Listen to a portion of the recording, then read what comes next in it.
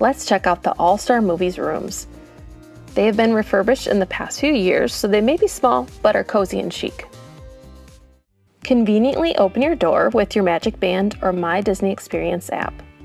When you enter, you'll see a dresser with a nice TV attached to the wall above it, one queen-size bed with a nightstand on either side, and as you can see, there's a table with 2 chairs, and when you move the chairs out of the way and put the handles down from the wall, you'll have another queen-size bed.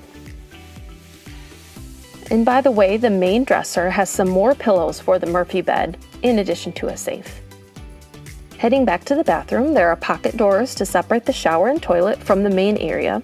There's body wash, shampoo, and conditioner in the shower for you, plus a lot of towels. The main bathroom area has a sink, mirror, open shelving to the right with more Kleenex, a blow dryer, and iron.